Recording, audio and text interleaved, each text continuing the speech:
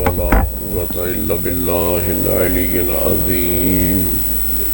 أعوذ بالله من الشيطان اللعين الرجيم. بسم الله الرحمن الرحيم. الحمد لله الذي هدانا لهذا وما كنا لنهتدي لولا أن هدانا الله. لقد جاءت رسل ربنا بالحق. الصلاة والسلام على رسول المسدد والمصطفى الأمجد والمحمود الأحمد أبي القاسم محمد وآله الطيبين الطاهرين المعصومين. أما بعد فقد قال الله تبارك وتعالى في كتابه الأعلى. بسم الله الرحمن الرحيم. يوم ندعو كل أناس بإمامهم. وقال رسول الله صلى الله عليه وآله وسلم: من مات ولم يعرف إمام زمانه مات میتۃ جاہلیہ. صلوات پڑھیں محمد والے. برادران ایمانی، موالیان حیدر کرار و عاشقان حسین بن علی، میں نے آپ حضرات کے سامنے قرآن مجید کی ایک معروف آیہ وافی ہدایہ کی تلاوت کا شرف حاصل کیا ہے. ارشاد رب العزت ہے: یوم ندعو کل اناس بامامہم، کہ ہم قیامت کے دن ہر شخص کو اس کے امام کے نام کے ساتھ بلائیں گے. امت ہوتی ہے نبی کی، فرقہ ہوتا ہے امام کا. اور اللہ ارشاد فرما رہا ہے کہ ہم قیامت کے دن ہر شخص کو اس کے امام کے نام کے ساتھ بلائیں گے. تو نتیجہ یہ نکلا کہ قیامت کے دن امت جنت میں نہیں جائے گی، فرقہ جنت میں جائے گی. توجہ فرما دیں. تھوڑا جو پیچھے بیٹھے ہیں آگے آگے آ جائیں، مل کے بیٹھیں. پیچھے حضرات آگے مل کے بیٹھیں. بڑی مہربانی، بہت شکریہ، جزاک اللہ.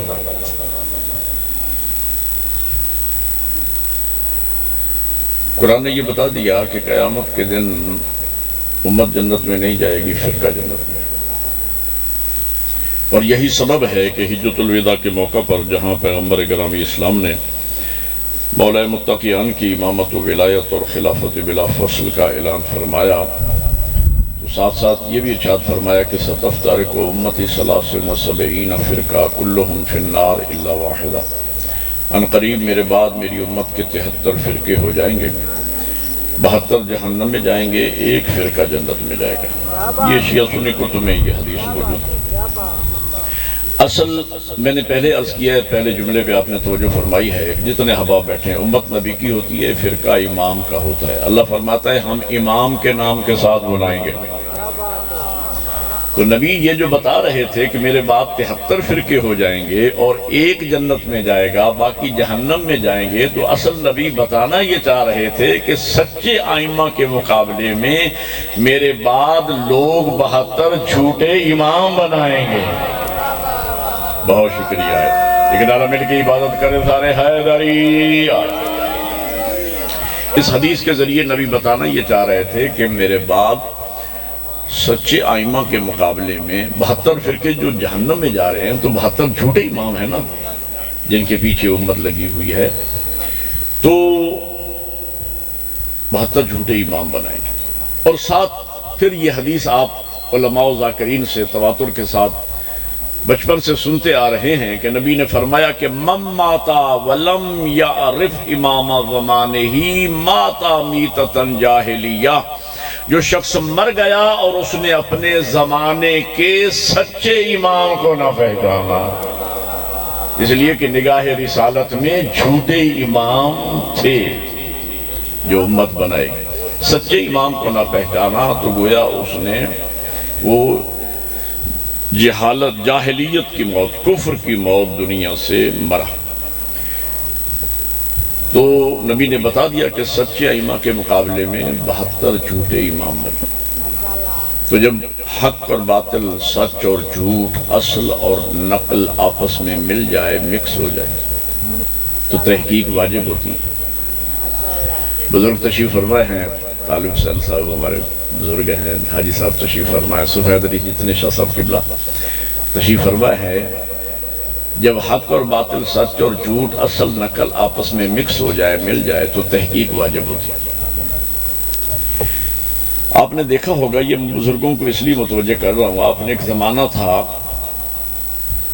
کہ جب مارکیٹ میں آپ نے کسی دکان پر یہ بورڈ لکھا نہیں دیکھا ہوگا کہ یہاں اصلی گھی بکتا ہے۔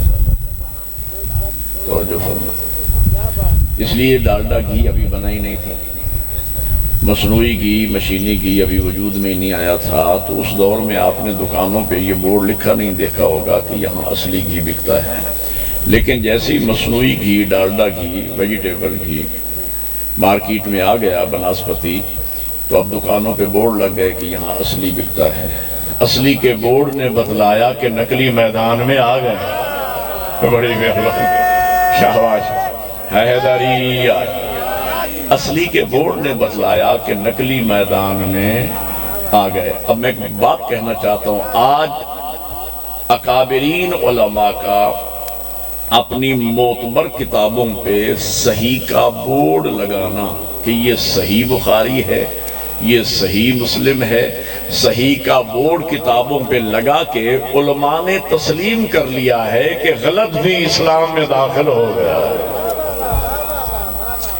تو جب اصل اور نقل آپس میں مل جائے تو تحقیق، اصل نقل کی ایک پہچان۔ اچھا، ایک سوال کا مجھے جواب دیں، مومنین تشریف لا رہے ہیں ایسا ایسا، تو میں چاہتا ہوں کہ میرے پیغام تو اصلی گھی اور نقلی گھی ہوتا کیا ہے؟ یہ دیہات نما ہمارا یہ شہر ہے سید والا، اور سید والا سے نکل کے یہ دیہات کا علاقہ ہے، یہ میرا اپنا علاقہ ہے، یہاں میں نے الحمدللہ سینکڑوں مجالس پڑھی ہیں، یہ میرا گھر ہے۔ تو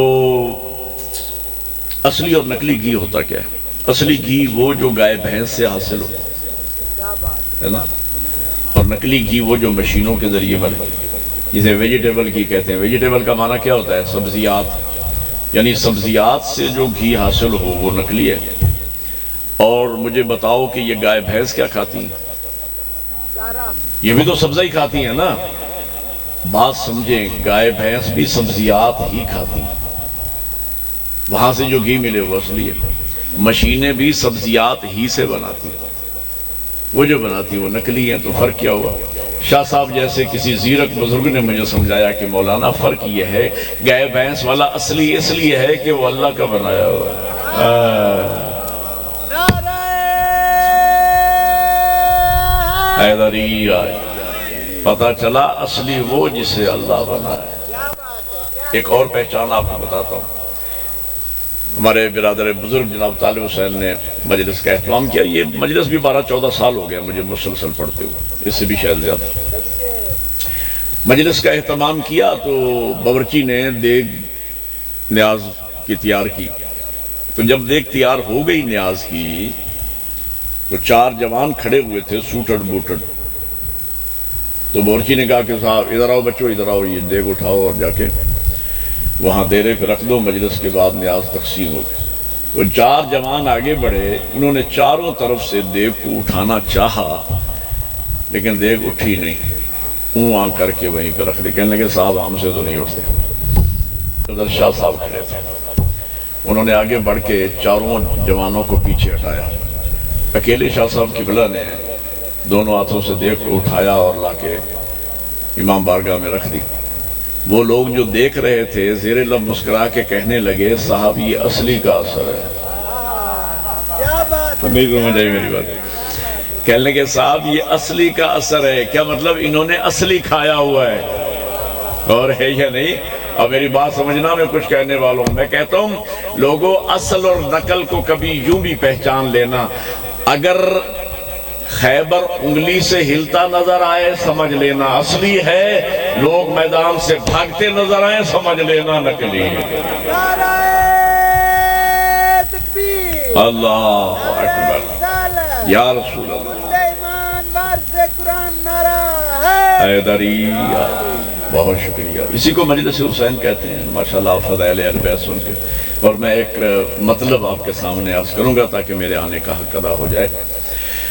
میرے قبلہ اب سمجھیں، 5-7 جملے میں نے چن کے عرض کرنا ہے آپ کے سامنے، اور چونکہ 11:15 مجھے کہا گیا ہے کہ اذان کا وقت ہو جائے گا، قریب نماز کا، 1 بجے، سوری 1 بجے، تو 1 بجے تک مجھے کوشش کرنا ہے، 2-4 منٹ آگے پیچھے ہو سکتے ہیں، کہ میں مجلس کو مکمل کر دوں گا۔ نماز ایک واجب فریضہ ہے، ہم مل کے نماز پڑھیں گے۔ تو میں نے عرض کیا کہ امت ہوتی ہے نبی کی، فرقہ ہوتا ہے امام کا۔ اللہ فرما رہا ہے یوم ندعو کل اناس بامامہم، ہم قیامت کے دن ہر شخص کو اس کے امام کے نام کے ساتھ بلائیں گے۔ تو آگے امام کہتے ہی لیڈر کو ہیں، رہبر کو ہیں، قائد کو امام کہتے ہیں۔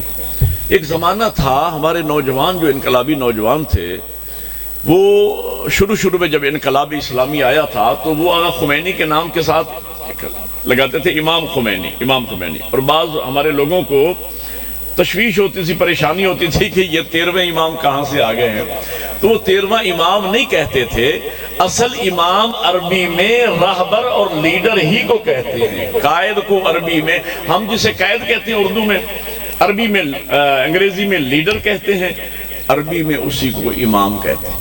جن ائمہ کو ہم مانتے ہیں، جن کی اطاعت ہم پہ واجب ہے، ان کے ساتھ ہم صرف لفظ امام نہیں لگاتے بلکہ اضافت لگاتے ہیں، ان کے لیے شرط ہے امام معصوم، اور وہ فقط 12 ہے۔ اور آپ نے دیکھا کہ انقلاب کو بھی 50 سال ہونے والے ہیں، امام تو شیعوں کے وہی 12 ہیں، نہ 13واں تو ابھی تک کوئی نہیں ہوا۔ تو امام کہتے تھے رہبر کو، لیڈر کو، قیادت کرنے والے کو امام کہتے ہیں۔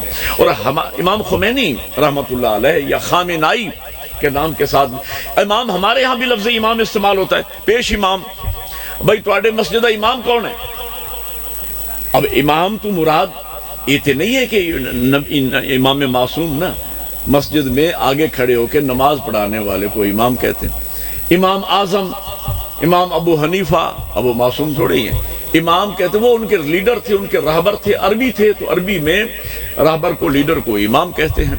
تو ہمارے جو آقا خامنائی رحمت اللہ علیہ، ان کا جملہ میں نے سنا ہے، وہ فرما رہے تھے کہ میں مولا امیر المومنین کے غلام خاص حضرت قمبر کی خاک پاک برابر بھی اپنے آپ کو نہیں سمجھتا ہوں۔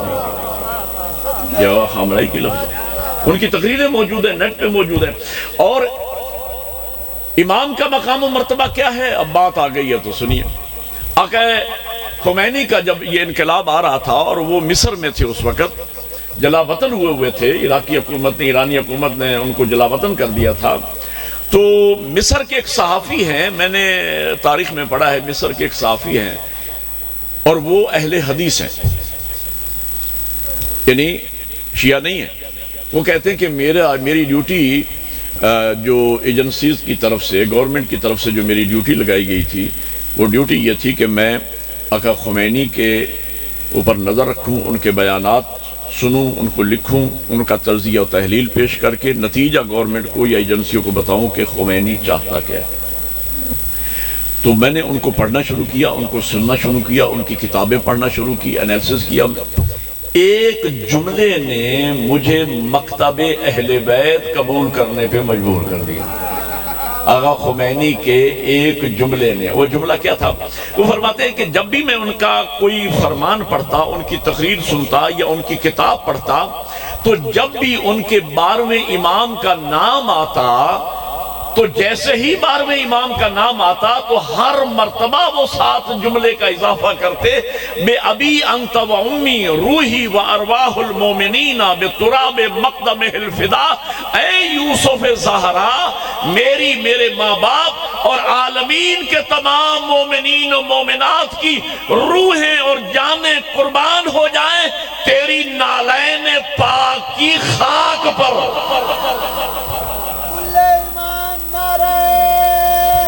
حیدری، اے یوسف زہرا، اے مہدی برحق، اے میرے زمانے کے امام، میرے ماں باپ اور عالمین کے مومنین کی روحیں جانیں قربان ہو جائیں تیری جوتی کی خاک پر قربان۔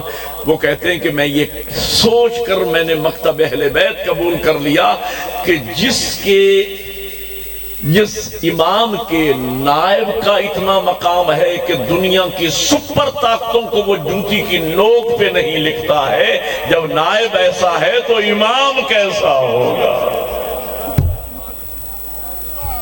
جب نائب ایسا ہے تو امام کیسا ہوگا؟ تو امام جو ہے یہ لفظ جو ہے یہ راہبر لیڈر۔ تو یوم ندعو کل اناس بامام، اللہ فرماتا ہے ہم قیامت کے دن ہر شخص کو اس کے امام کے نام، آگے آگے امام ہوں گے، پیچھے پیچھے ماننے والے ہوں گے، فالوورز ہوں گے ان کے۔ اب قیامت کے دن فرقہ کون سا جنت میں جائے گا؟ مجھے نام نہیں لینا، نام لینے میں خامی ہے۔ اگر میں نے کہہ دیا کہ ہم جائیں گے، اگلے دن کوئی کہے گا ہم جائیں گے، پھر تیسرے دن کوئی کہے گا ہم جائیں گے، نہیں، میں اس بات میں پڑھنا ہی نہیں چاہتا۔ قرآن نے ایک اصول دے رہا ہے کہ قیامت کے دن ہم ہر شخص کو اس کے امام کے نام کے ساتھ بلائیں گے، آگے آگے امام ہوں گے، پیچھے پیچھے ان کے فالوورز، ان کے ماننے والے ہوں گے۔ نتیجہ یہ نکلا کہ قیامت کے دن فرقہ وہ جنت میں جائے گا جس فرقے کا امام جنت میں گیا۔ بہت شکریہ۔ نتیجہ کیا نکلا؟ قرآن و احادیث کی روشنی میں پتہ یہ چلا کہ قیامت کے دن نجات کا دار و مدار لیڈرشپ پر ہے، نجات کا دار و مدار راہبری پہ ہے، نجات کا دار و مدار قیادت پہ ہے، امامت پہ ہے۔ قیامت کے دن فرقہ وہ جنت میں جائے گا جس فرقے کا پیشوا جنت میں گیا۔ تو آج ہر امتی پہ واجب ہے قبر میں جانے سے پہلے، مرنے سے پہلے دنیا میں ہی طے کر کے قبر میں جائے کہ دنیا میں جس امام کے پیچھے میں لگا ہوا ہوں، آیا اس امام کو خود یہ یقین ہے کہ میں خود بھی جنت میں جاؤں گا یا نہیں؟ آپ نے توجہ فرمائی ہے۔ وہ بھائی جب نجات کا دار و مدار امامت پر ہے تو ہر کلمہ گو امتی پہ واجب ہے مرنے سے پہلے یہ طے کر کے قبر میں جائے کہ دنیا میں جس امام کو میں مان رہا ہوں، آیا اس امام کو خود یہ یقین ہے کہ میں خود بھی جنت میں جاؤں گا یا نہیں؟ میری بات ریکارڈ ہو رہی ہے، میں لاؤڈ سپیکر پہ بات کر رہا ہوں۔ سوائے مکتب اہل بیت کی ائمہ کے کسی مکتب، کسی فرقے کے امام کو یہ یقین نہیں کہ ہم جنت میں جائیں گے یا نہیں۔ دلیل یہ ہے اگر انہیں اپنے جنت میں جانے کا یقین ہوتا تو اہل بیت کے دروازے پہ آ کے لکھوانے کی ضرورت نہ پڑتی ہے۔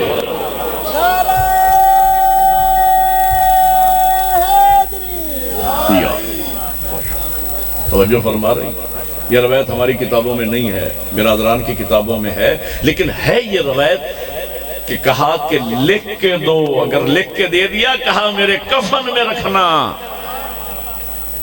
اگر انہیں اپنے جنت میں جانے کا یقین ہوتا تو اہل بیت کے دروازے پھر لکھوانے کی ضرورت نہ پڑتی۔ دو جملے میں نے عرض کر دیا، امت نبی کی فرقہ امام کا۔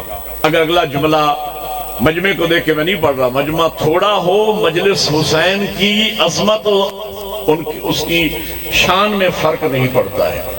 5 سننے والے 1 پڑھنے والا ہو، مجلس کے ثواب میں کمی۔ مجلس کا تعلق اخلاص نیت کے ساتھ ہے۔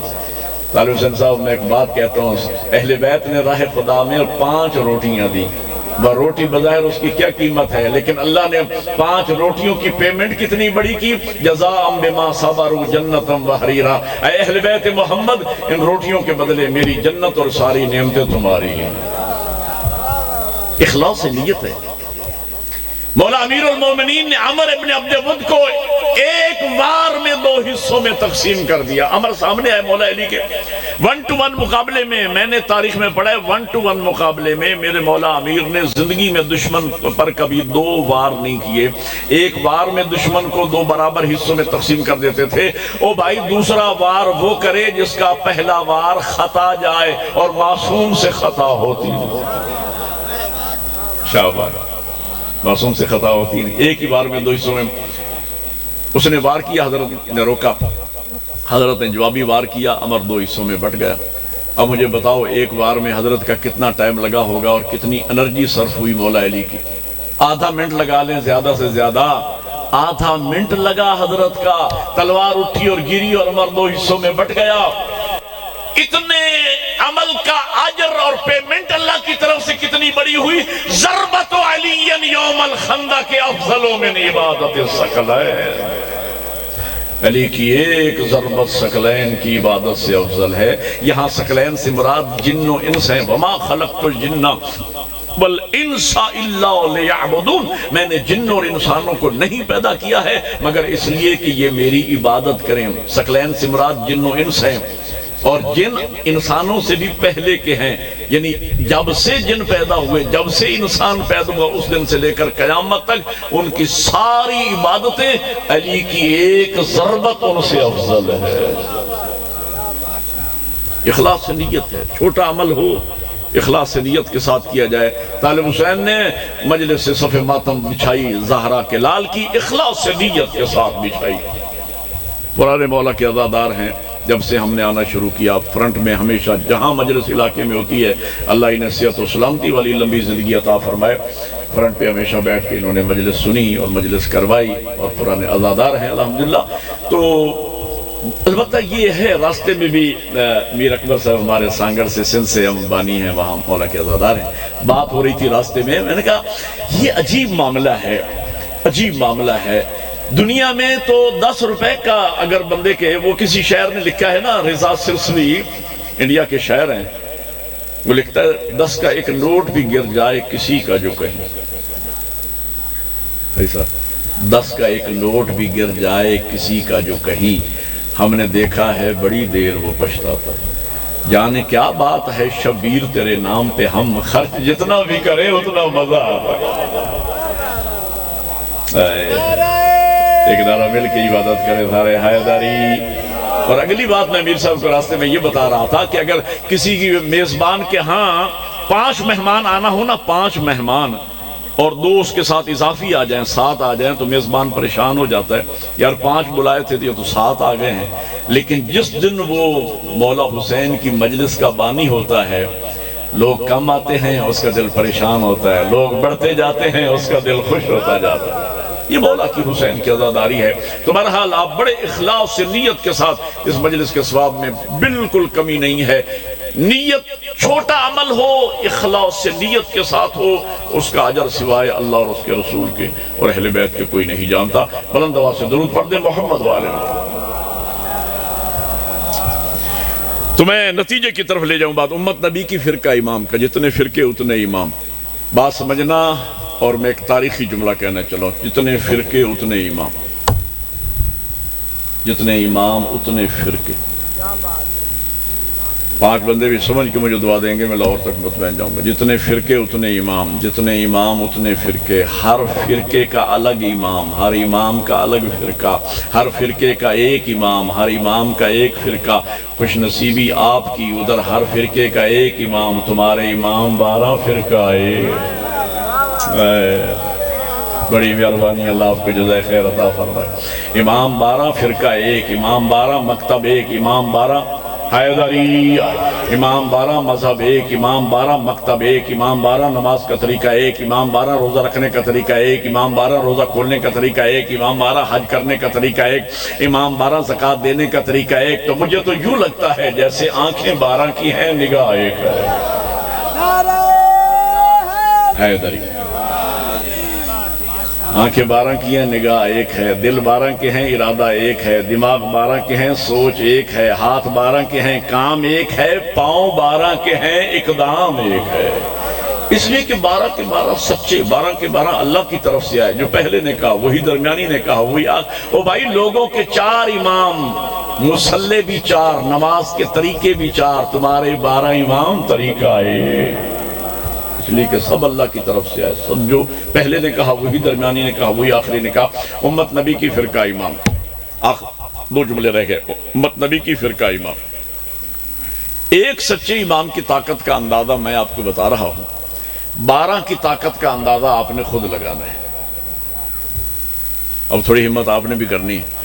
ایک سچے امام کی طاقت کا اندازہ میں بتا رہا ہوں. اب ظاہر ہے کہ یہ ٹائم تھوڑا ہے، میں نے وقت بچانا ہے. اشارہ کروں گا. حضرت موسیٰ سچا پیشوا، پیچھے 12 قبیلے، سامنے دریا ہے، پیچھے فرعون لگا ہوا ہے. سن رکھا ہے یا نہیں؟ او بھائی بنی اسرائیل حضرت یعقوب علیہ السلام کا ایک نام تھا اسرائیل. پڑھیں قرآن مجید. حضرت یعقوب علیہ السلام کا ایک نام تھا. ان کو اللہ نے 12 فرزند عطا فرمایا، جن میں سے ایک حضرت یوسف علیہ السلام تھے. اللہ نے ان کو مصر میں حکومت عطا فرمائی. انہوں نے باقی 11 بھائیوں کو بھی بلا لیا، بابا کو بھی بلا لیا. ان 12 بھائیوں کی جو اولادیں پھیلیں وہ بنی اسرائیل کہلائے. انہی میں سے اللہ نے حضرت موسیٰ علیہ السلام کو نبی مبعوث کیا. اب تو سمجھ آ گئی ہے. حضرت موسیٰ سچا پیشوا، پیچھے 12 قبیلے، سامنے دریا ہے، پیچھے فرعون لگا ہوا ہے. قرآن یہ کہتا ہے، سمجھنا میری بات، قرآن یہ کہتا ہے جب تک حضرت موسیٰ کا آخری ماننے والا دریا سے نکل نہیں گیا، دریا نہیں ملا. اور جب تک آخری فرعونی دریا میں آ نہیں گیا، دریا نہیں ملا. قرآن نے پتہ کیا بتایا ہے؟ قرآن بتانا یہ چاہ رہا ہے کہ سچا پیشوا اکیلا نجات نہیں پاتا، سارے ماننے والوں کو لے کے نکلتا ہے. اور جھوٹا پیشوا اکیلا نہیں ڈوبتا.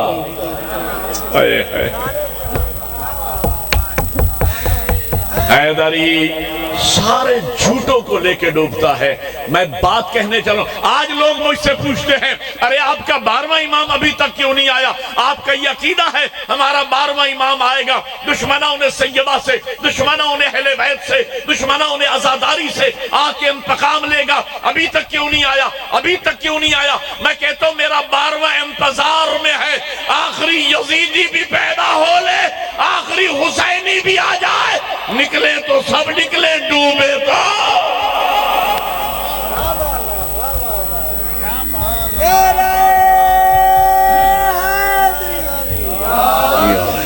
توجہ فرما رہے ہیں. 12واں انتظار میں ہے اور اب باطل کے ڈوبنے کا وقت آ گیا ہے. باطل کے ڈوبنے کا وقت آ گیا ہے.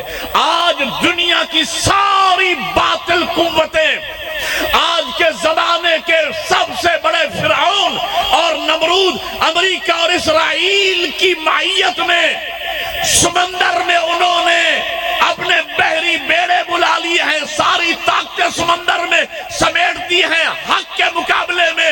اور آج باطل ڈوبنے والا ہے. آج کے زمانے کا فرعون آج ڈوبنے والا ہے.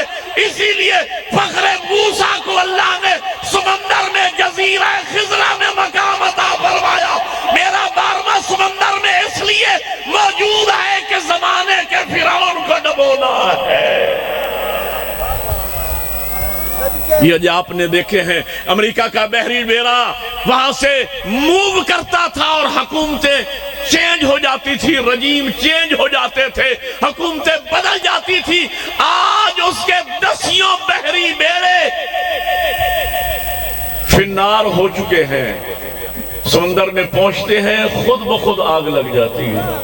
یہ خود بخود آگ کہاں سے لگ جاتی ہے؟ یہ یوسف زہرا ہے جو ان کو ڈبونا چاہ رہا ہے.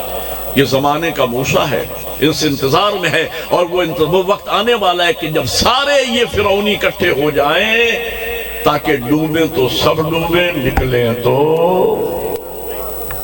اللہ حافظ ہے. حضرت موسیٰ سچا پیشوا. میں نے ایک بات سنیے گا جو میں کہنے والا ہوں. امت نبی کی فرقہ امام کا، جتنے فرقے اتنے امام. ایک سچے امام کی طاقت کا اندازہ آپ کو بتا رہا ہوں. حضرت موسیٰ سچا پیشوا، پیچھے 12 قبیلے، سامنے دریا ہے، حلالی و سرفانہ، سامنے دریا ہے، پیچھے فرعون ہے. قرآن یہ کہتا ہے ایک سچا پیشوا موسیٰ 12 کے 12 قبیلوں کو نجات دلوا کے لے گیا. تو میں سوچتا ہوں جب ایک سچا پیشوا موسیٰ 12 قبیلوں کو نجات دلوا دے تو کیا قیامت کے دن 12 سچے مل کر ایک قوم کو نہ بخشوائیں؟ توجہ ہے. یہ بات آ گئی ہے تو سنیے، چند منٹ ابھی باقی. یہ معاملہ کیا ہے؟ آج جو حالات آپ کے سامنے، حالات حاضرہ پہ میں قاضی صاحب 2 باتیں کرنا چاہ رہا ہوں. یہ معاملہ ہے کیا؟ آج دنیا کی باطل قوتیں کٹھی ہو چکی ہے. مسئلہ کیا ہے؟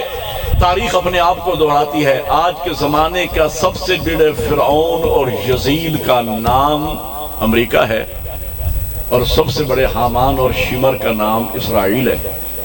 اور وہ حق کے مقابلے میں آئے ہیں، حق سے بیعت لینے کے لیے. اس لیے کہ نائب امام ولی فقی یوسف زہرا کا دنیا میں نمائندہ ہے۔ یوسف زہرا پردہ غیب میں ہیں تو اس دنیا میں ان کا نمائندے کو ولی فقی کہا جاتا ہے۔ اور آج کے زمانے کا سب سے بڑا یزید فرزند حسین سے بیعت کا طلبگار ہوا ہے، اور فرزند حسین خامنائی نے یہ طے کیا تھا کہ میں اپنے جد کی سنت پر گردن تو کٹوا سکتا ہوں، باطل کے ہاتھ پہ ہاتھ نہیں بچ سکتا۔ اس زمانے کا یزید کیا چاہتا تھا؟ حسین میرے ہاتھ پہ بیعت کریں۔ کیوں بیعت لینا چاہتا تھا؟ او بھائی، جب یہ ہمارے بچوں کو بھی سوشل میڈیا پہ پریشان کیا جاتا ہے کہ یزید جو تھا وہ جمہوری خلیفہ تھا۔ جمہوری خلیفہ کسے کہتے ہیں؟ جمہوری سے جمہور چن لے، جمہور یعنی عوام مل کے جس کو ووٹ دے دے وہ جمہوری خلیفہ ہے۔ یزید کا باپ اپنی زندگی میں یزید کے لیے بیعت لے کے مرا تھا۔ 3 شخصیات نے بیعت نہیں کی تھی، ان میں سے ایک دب گیا تھا، ایک بک گیا تھا، ڈٹ گیا تھا حیدر کرار کا بیٹا۔ تو جو ہے ڈٹ گیا تھا حیدر کرار کا بیٹا۔ اچھا، وہ بیعت لے کے چاہتا کیا تھا؟ کیا مقصد تھا اس کا بیعت لینے کا؟ وہ بھائی، جب عالم اسلام تیری بیعت کر چکا ہے تو حکومت کر۔ فرزند رسول مدینہ میں اپنے نانا کے شہر میں اللہ کی عبادت میں مشغول ہیں، تو اپنی حکومت کر۔ وہ کہتا تھا نہیں، جب تک حسین میری بیعت نہیں کریں گے، اب 5 بندے بھی سمجھ کے مجھے دعا دیں گے تو میں مطمئن جاؤں گا، جب تک حسین میری بیعت نہیں کریں گے میں چین سے نہیں بیٹھوں گا۔ تو مجھے کہنے دیجئے، ایرے کی کوئی حیثیت ہی نہیں ہے، خود یزید کی نگاہ میں حسین عالم اسلام سے وزنی نہیں سمجھا۔ میں نے کچھ کہا، ایک نعرہ مل کے عبادت کرے حیدری۔ خود یزید کی نگاہ میں پورا عالم اسلام جو بیعت کر چکا ہے، یزید کی نگاہ میں مولا حسین کے مقابلے میں اس کی کچرے جتنی حیثیت بھی نہیں ہے۔ وہ بھی سمجھتا تھا اگر حق کا سچا نمائندہ ہے تو وہ حسین ابن علی ہے۔ آج کے زمانے کا سب سے بڑا فرعون اور یزید جس کا پورا یورپ بیعت کر چکا ہے، پورے عرب کے بغیرت مسلمان بیٹیاں پیش کر چکے ہیں اور اس کے سامنے جھک چکے ہیں۔ اور بھائی، جب پورا یورپ تجھے مان چکا ہے، پورا عرب تیری بیعت کر چکا ہے، تو حکومت کر۔ تو کیوں چاہتا ہے کہ خامنائی میری بیعت کرے؟ تو کیوں چاہتا ہے کہ ایران میرے سامنے جھکے؟ وہ یہ سمجھتا ہے کہ اگر اسلام کا سچا نمائندہ ہے تو وہ خامنائی ہے۔ اور آج دنیا نے حیدری، آج دنیا نے تسلیم کیا ہے، مان گئی ہے دنیا۔ کل تک وہ سلفی لوگ، کل تک وہ ہمیں کافر کہنے والے لوگ آج یہ کہہ کر مکتب اہل بیت میں آ رہے ہیں۔ ہمیں تو آج پتا چلا، ہمیں تو خامنائی کے خون نے سمجھا دیا ہے کہ سچا مسلمان ہے تو وہ مکتب اہل بیت والے ہیں۔ جو بھی امریکہ کے سامنے جھک چکے ہیں، ان کا اصلی اور حقیقی رسالت والے اور حسینی اسلام سے ان کا کوئی تعلق ہی نہیں ہے۔ جو ایران کے مقابلے میں دشمن کی حمایت کر رہا ہے وہ یہودی ہے، نام کا مسلمان ہے، اسلام کو بدنام کر رہا ہے، اس کا اسلام سے کوئی تعلق ہی نہیں۔ آج اس سچے اسلام کی پہچان سید علی خامنائی ہے۔ درود پڑھے محمد و آل محمد پہ بلند آواز۔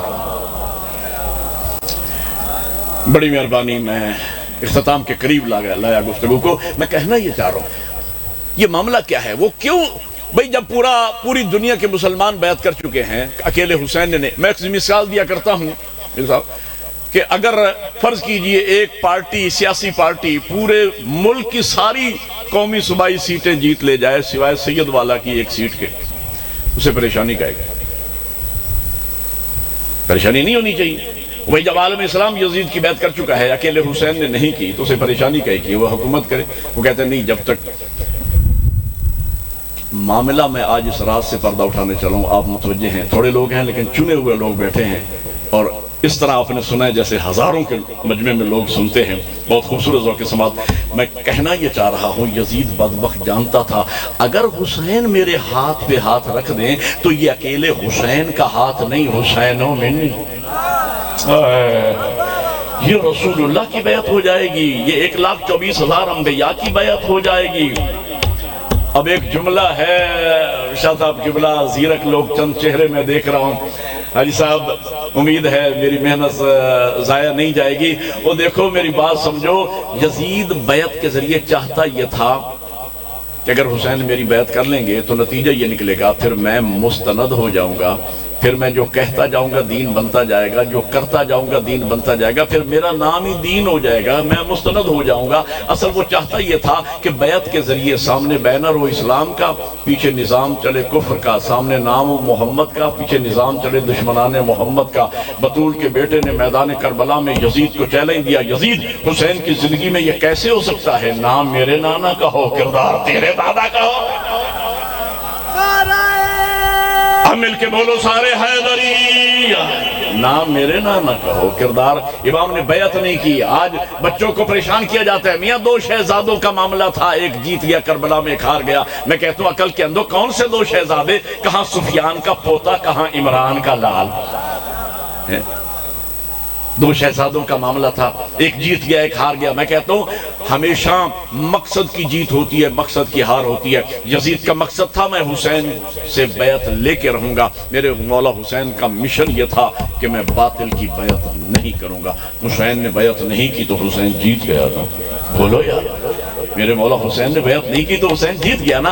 یزید بیعت نہ لے سکا حسین سے تو یزید ہار گیا نا. تاریخ اپنے آپ کو دہراتی ہے. آج کے زمانے کا سب سے بڑا فرعون و یزید چاہتا یہ تھا کہ میں خامنائی سے بیعت لے کے رہوں گا, میں ان کو جھکا کے رہوں گا. خامنائی نے کہا میں اپنے جد کی سنت پر باطل کے ہاتھ پہ ہاتھ نہیں رکھوں گا. انہوں نے سر دے دیا اور بیعت نہ کر کے بتایا کہ حق کبھی باطل کی بیعت نہیں کرتا. تو خامنائی جیت گیا نا, امریکہ ہار گیا نا. اچھا چونکہ یزید جیت گیا, یزید ہار گیا, میرا حسین جیت گیا, تو چونکہ وہ اتنا بڑا حاکم تھا. آج دنیا کے 27 ملک ایسے ہیں, آج دنیا کے 27 ملک ایسے ہیں جن پر اس زمانے میں اکیلے یزید کی حکومت تھی. ایک نقطہ میں عرض کیا کرتا ہوں کہ یزید اتنا چھوٹا نہیں تھا جتنا آپ نے سمجھ رکھا ہے. یہ تو 1400 سال سے آپ کی لعنت کیا تو پٹ پٹ کے اتنا سڑے گئے. اتنا بڑا فرعون 27 ملکوں کی اس کی حکومت, ہار گیا. مولا حسین کے مقابلے میں یزید ہار گیا. تو چونکہ ہار گیا, اس نے اپنی ہار کی خفت, جس طرح آج یہ امریکہ ہار چکا ہے. میں ایک اینکر کی گفتگو سن رہا تھا, بڑی خوبصورت, اس نے کہا یہ جو وہ لے رہا ہے نا, سیز فائر پہ سیز فائر کر رہا ہے اور مدت آگے بڑھا رہا ہے, یہ مردے میں جان پیدا کرنے کی کوشش ہو رہی ہے. امریکہ ایران کے مقابلے میں مر چکا ہے, فنا فی اللہ ہو چکا ہے. اب وہ اپنی ہار ماننے کے لیے تڑپ رہا ہے, اسے ہار ماننا پڑے گی. تو یہ ملعون یزید ہار چکا تھا, لہذا اپنی ہار کی خفت مٹانے کے لیے یزید نے کیا کیا, طاقت کا بہیمانہ استعمال کیا اور میرے مولا حسین کو شہید کر دیا. یہ جاہل تو تھا ہی, یہ سمجھا کہ میں امام کو قتل کر دوں گا تو حسین مر جائیں گے. سمجھنا میری بات, میں کچھ کہنے والا ہوں, یہ میں قتل کر دوں گا تو حسین مر جائیں گے. یہ بدبخت سمجھ نہ پایا قتل ہے ظالم کے اختیار میں, موت ہے اللہ کے اختیار میں. ظالم نے امام کو قتل تو کر دیا, اللہ نے قدرت کاملہ کا اظہار یوں کیا, اللہ نے موت نہیں بھیجی, موت نہیں بھیجی. دلیل یہ ہے نو کے نیزہ پہ تلاوت قرآن ہو رہی ہے. اور یہی وجہ ہے یزید کو مرے ہوئے 1400 سال ہو گئے, میرا حسین کل بھی زندہ باد تھا, آج بھی زندہ باد. اب نعرہ تو لگاؤ, حسینیت, حسینیت, یزیدیت, یزیدیت, مل کے نعرہ حیدری.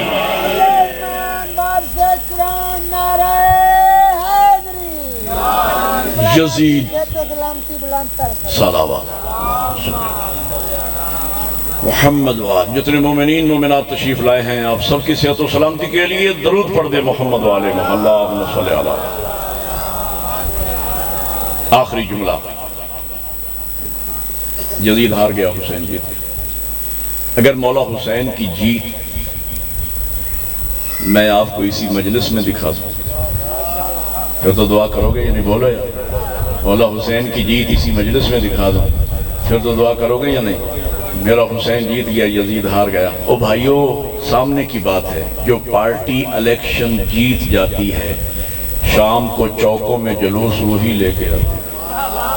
جو پارٹی الیکشن ہار جاتی ہے وہ شام کو گھروں میں منہ چھپائے پھرتے ہیں، لوگوں میرا حسین جیت گیا، دنیا میں حسین کے جلوس دیکھ لو، یزید ہار گیا، آج بھی یزیدی عاشور کے دن قبرستانوں میں منہ چھپائے پھرتے ہیں۔ نعرہ تو بنتا ہے حسینیت، حسینیت، یزیدیت، یزیدیت، مل کے نعرہ حیدری۔ کہتے میاں یزید کو برا نہ کہو، ہو سکتا ہے اللہ یزید کو معاف کر دے۔ اور بھائی ہم نے توحید کے فوراً بعد عدل الہی کا اقرار کیا ہے، ہمارا اللہ عادل ہے، ظالم نہیں۔ بھائی نقل کفر کفر نہ باشد، اگر خدا یزید کو معاف کر دے تو معاف کر کے کہاں لے جائے گا؟ جنت میں۔ کون سی جنت میں؟ جس کا سردار حسین ہے، اور جہاں قاتل و مقتول ایک ہو جائیں، ظالم و مظلوم ایک ہو جائیں، وہاں عدل نہیں رہتا۔ ہمارا اللہ عادل ہے، ظالم۔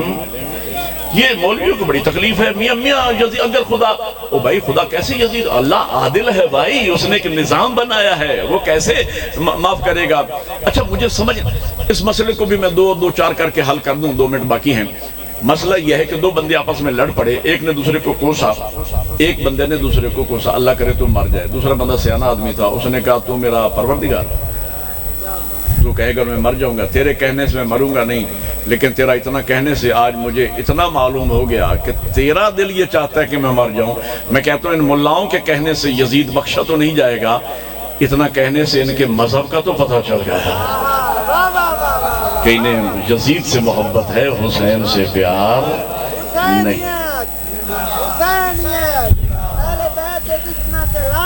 بے شک حیدری 2-2.5 منٹ رہ گئے ہیں، اور اسی پر میں ختم کر رہا ہوں۔ جو مجھے ٹائم دیا گیا میں اس کے مطابق، میں نماز واجب فریضہ ہے، اس کا ٹائم ہو چکا ہے۔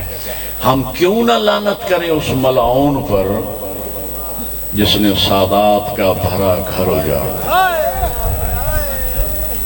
یہ مجلسیں کیوں ہیں؟ یہ صف ماتم کیوں ہے؟ یہ درد ہے، یہ دکھ ہے۔ سادات کا گھر اجاڑ دیا، دین پہ سادات کا خرچہ ہوا ہے، او اہل بیت کا شیعہ۔ میرے پاس وقت ہوتا میں تفصیلاً مسائل پڑھتا، لیکن میں انہی 2 جملوں پہ، اصل ہدف تو یہ ہے ایک آنسو آ جائے تو عبادت مکمل ہو جائے گی۔ آنسو کے لیے یہی جملہ کافی ہے، کوفے کے بازار میں پہنچی علی کی بیٹی۔ مسائل تو پڑھ دیا میں۔ ہمارے ایک عظیم مجتہد عالم دین شیخ انصاری کے گھر مجلس ہو رہی تھی، ایک روضہ خان نے یہ جملہ پڑھ دیا، کوفے کے بازار میں پہنچی علی کی بیٹی۔ بزرگوار نے سر سے امامہ اتار دیا، کہا روضہ خان اب اس سے آگے نہ پڑھنا، ہم اس جملے کا حق ادا کرنے دینا، کجا علی کی غیور بیٹیاں، کجا کوفے کا نجس ماحول۔ منادی نے ندا دی، لوگوں آ گئی باغی کی بہنیں۔ لفظ باغی آیا، بی بی فرماتی ہے محفظہ جس مشن کے لیے بھائی کے بعد زینب زندہ ہے، میں انہیں بتاؤں میں باغی کی بہن نہیں، میں نمازی کی بہن۔ بی بی نے خطبہ دیا اپنے لہجے میں نہیں، بابا کے لہجے میں۔ سمجھو گے بابا کے لہجے میں خطبہ کیوں دیا؟ بی بی نے سوچا میرے سر کا پردہ تو نہیں بچا، میرے لہجے کا پردہ بچ جائے۔ دلیل یہ ہے، علامہ حسین بختیارہ صاحب کی وجہ سے میں نے سنا، دلیل یہ ہے، عبداللہ نامی ایک صحابی ہے، مسجد کوفہ میں وضو کر رہے ہیں، آنکھوں سے نابینا ہے، اس کی دونوں آنکھیں جنگ صفین میں اسلام کے کام آ گئی تھی، آنکھوں سے نابینا، چھوٹی بچی ساتھ ہے۔ جب خطبہ سنا نا علی کے لہجے میں، بچی کا کاندھا ہلا کے کہتا ہے بیٹا مجھے اتنا بتا، علی تو نہیں آ گئے بازار؟ یہ کون ہے جو علی کے لہجے میں خطبہ پڑھ رہا ہے؟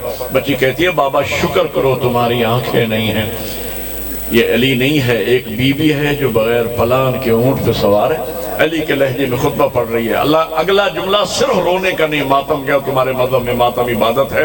عبداللہ کہتا ہے بیٹا مجھے اس بی بی کے محمل کے نیچے لے چلو، بچی نے ہاتھ سے پکڑا لے کے آئی، عبداللہ نے سر سے امامہ اتارا، گلے میں ڈالا، ہاتھ باندھ کے کہا اے اونٹ پہ سوار بی بی تجھے علی کی بیٹی زینب کا واسطہ۔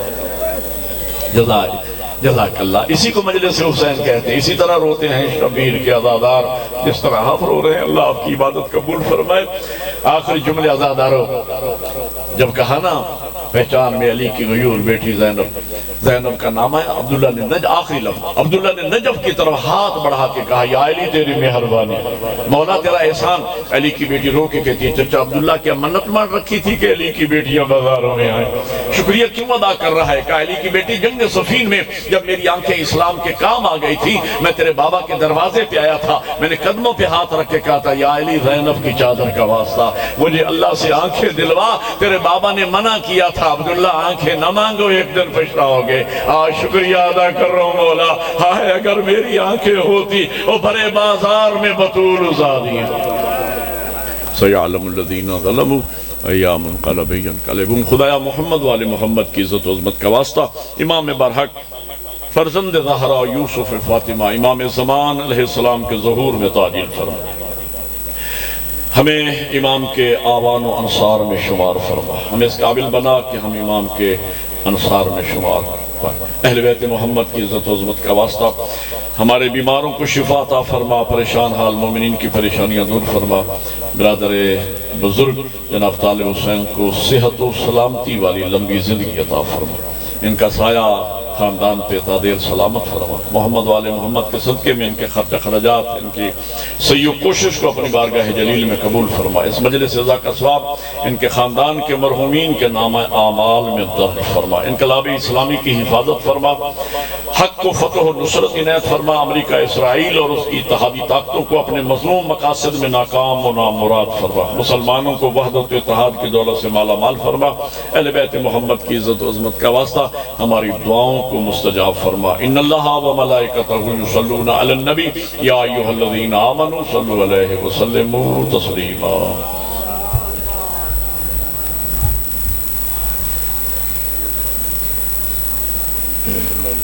مسجد نماز ہوتی، نماز کے بعد پھر مجلس شروع ہو جاتی ہے۔